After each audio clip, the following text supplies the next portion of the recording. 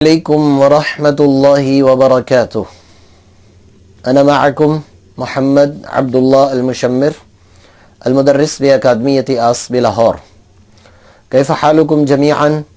أرجو أن تكونوا بخير وصحة وسلامة.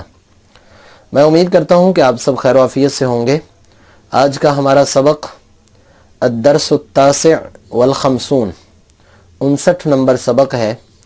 آج کے سبق میں ہم وہ اہم ترین عبارات جو ہمارے پاس کبھی کوئی عربی مہمان آتا ہے یا کسی مہمان کے آنے پر ہم ان عبارات کا استعمال کرتے ہیں، تو آج کے سبق میں ان عبارات کو ہم سیکھیں گے. تو آئیے آج کے سبق کی طرف اور ان عبارات کی طرف جو ہم کسی مہمان کے آنے پر انہیں وہ عبارات بولتے ہیں.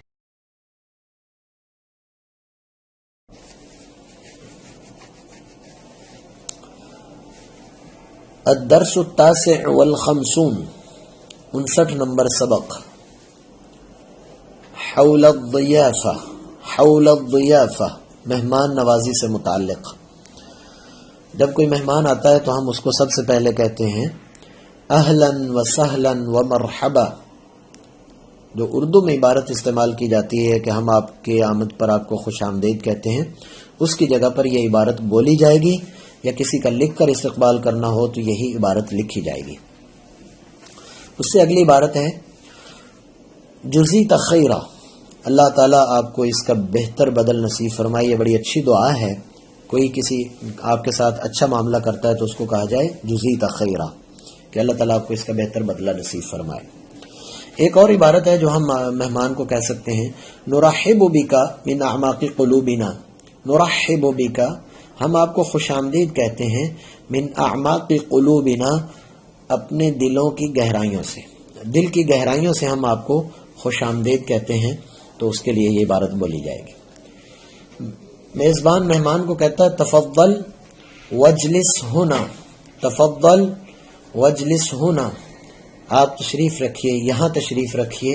یہ ہم عمومی طور پر مہمان کو بولتے ہیں. اور اس کے بعد ہے لقد اثلجتم صدورنا. تحقیق آپ نے ہمارے دلوں کو ٹھنڈا کر دیا، آپ کی آمد کی وجہ سے ہمارے دل ٹھنڈے ہو گئے. تو اس طریقے پر اور اس اعتبار سے یہ عبارت بولی جائے گی. اس کے بعد ہے بارک اللہ فی بیتکم. اللہ تعالیٰ تمہارے گھر میں برکت دے. بارک اللہ فی بیتکم، اس کو اور بدل سکتے ہیں بارک اللہ فی علمکم، بارک اللہ فی مالکم. اللہ تعالیٰ تمہارے مال میں برکت دے.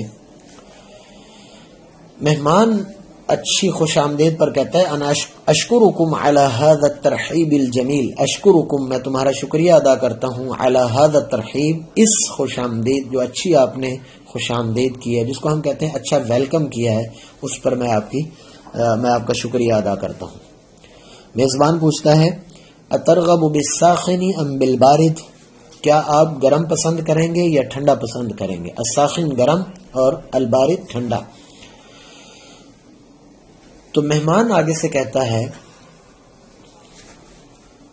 ارید الشاء، میں مجھے چائے چاہیے یا چائے پیوں گا، او القہوہ، یا میں قہوہ پسند کروں گا. تو اور بھی کہہ سکتا ہے کہ ارید القارورۃ او قارورۃ الغاز، یعنی بوتل میں پسند کرتا ہوں. اگلی عبارت ہے میزبان کو مہمان کہتا ہے لا تتکلف کثیرا یا اخی. آپ بہت زیادہ تکلف نہ کریں اے میرے بھائی. لا تتکلف کثیرا یا اخی، اے میرے بھائی زیادہ تکلف نہ کیجیے. میزبان آگے سے کہتا ہے اکرامکم واجب علی. اکرامکم واجب علی، تمہارا اکرام کرنا واجب علی، وہ میرے ذمے ہے، میرے اوپر ضروری ہے یا فرض ہے. جیسے ہم کہتے ہیں کہ آپ کا اکرام ہمارے اوپر فرض ہے. میزبان مہمان کو کہتا ہے کل یا حبیبی. کل کا مطلب ہے کھائیے، یا حبیبی اے میرے پیارے دوست، اے دوست. البیت بیتک، یہ آپ کا اپنا گھر ہے. جیسے ہم اگلے کے تکلف کو ختم کرنے کے لیے ہم کہتے ہیں کہ البیت بیتک، یہ آپ کا اپنا گھر ہے، کوئی ایسی بات نہیں. اس کے بعد اگلی عبارت ہے هل عندك حمیۃ من طعام ما، هل عندك حمیہ، حمیہ کہتے ہیں پرہیز کو، کیا آپ کو کسی کھانے سے پرہیز ہے؟ هل عندك، کیا آپ کو پرہیز ہے؟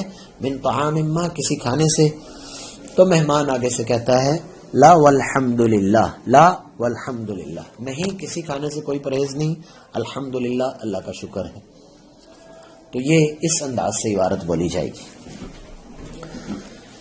تو ہم بولتے ہیں هل عندك حمیۃ، تو آگے وہ، اس کے بعد اگلی عبارت ہے لقد بالغت فی الضیافہ یا صدیقی، لقد بالغت، تم نے کافی زیادہ مبالغہ کر لیا آپ نے، ضیافت یعنی مہمان نوازی میں، اے میرے دوست، یعنی تم نے بہت زیادہ تکلف کیا جس کو ہم کہتے ہیں۔ وہ آگے سے کہتا ہے ما ادینا حق ضیافتک، ما ادینا حق ضیافتک، ہم نے آپ کی مہمان نوازی کا حق ادا نہیں کیا، ہم نے آپ کی مہمان نوازی کا حق ادا نہیں کیا۔ اور اس کے بعد وہ آخر میں اس کو کہتا ہے بارک اللہ فی علمک وعملک ومالک، بارک اللہ، اللہ تعالیٰ برکت دے آپ کے علم میں، آپ کے عمل میں، ومالک، اور آپ کے مال میں۔ یہ دعا دینا بھی ہمیں سیکھنی چاہیے کہ دعوت کے آخر میں یہ دعا دی جائے۔ اور اس آخری عبارت جب ہم مہمان کو رخصت کرتے ہیں تو اس کو کہتے ہیں وداعا فی امان اللہ، یعنی اللہ کی امان میں رہو، اللہ حافظ، فی امان اللہ، یہ وہاں پر عبارت استعمال کی جائے گی۔ امید ہے کہ آج کی عبارات آپ کو سمجھ آ چکی ہوں گی، تو کوشش کیجئے ان عبارات کو اچھے طریقے سے یاد کریں، اور اگر کوئی مہمان آئے آپ کے پاس تو اس کے ساتھ ان عبارات کا استعمال کیجئے، اور پھر عربی سے آہستہ آہستہ استفادہ کرتے رہیں، اور کوشش کریں کہ آہستہ آہستہ اب اپنے پاس سے جملے بنا کر کے ان کو استعمال بھی کریں، اور ہمیں ان جملوں کو لکھ کر کے بھیج بھی دیجئے، اور اپنے بچوں کے ساتھ گھر میں ان عبارات کا استعمال کریں۔ اگلے سبق تک کے لیے اجازت دیجیے، اللہ حافظ، السلام علیکم ورحمۃ اللہ وبرکاتہ۔